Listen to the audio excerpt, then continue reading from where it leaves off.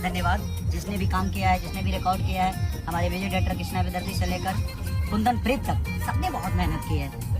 और एक और बात बता दूं, चाहे वो मेरे अपने लोग हों और चाहे मेरा कोई अदर भाई हो, मैं सबसे यही प्रार्थना करूंगा कि प्लीज आप लोग गाली गलौज लाइव आकर एक दूसरे को मारना पीटना ये सब प्लीज आप लोग ना करें। तो भाई लोग विकास राव एक बार फिर से लकीर खींच दिए हैं, जो कि खेसारी लाल के चैनल पर विकास राव के धमाका हो गया है। भाई लोग पहली बार इतना बड़े चैनल पर विकास राव के गाना रिलीज किया गया है। तो कल विकास राव का एक गाना रिलीज किया गया था, जिस गाने का नाम था जेल होई चाहे फांसी। इस गाने को लिखे हैं मिथिलेश राव और म्यूजिक दिए हैं विकास रोशन। इस गाने को रिलीज किया गया है अंकिता फिल्म्स चैनल पर, जो कि पहली बार इतना बड़े चैनल पर विकास राव के गाना रिलीज हुआ है। भाई लोग यह गाना रिलीज होते ही यूट्यूब पर तहलका मचा के रख दिया, जो कि इस गाने को अभी तक नहीं सुने थे। इस गाने को ज्यादा से ज्यादा सपोर्ट कीजिए और इस गाने को भी शेयर कीजिए। इस चैनल पर काफी बड़े बड़े भोजपुरी के स्टारों को गाना रिलीज हुआ है। भाई लोग चमरान स्टार विकास राव भी साबित कर दिए हैं कि हम भी किसी से कम नहीं है। भाई लोग आप लोग इस वीडियो में अंत तक बने रहे और चैनल को भी सब्सक्राइब कर दें और वीडियो को लास्ट तक देखें। तो भाई लोग आप सबके बीच विकास राव का बहुत ही जबरदस्त गाना आप सबके बीच आने वाला है। तो आज सुबह सुबह विकास राव का एक और सॉन्ग रिलीज किया गया है, जिस गाने का नाम है जानू हमरा से नया साल में मिले यह।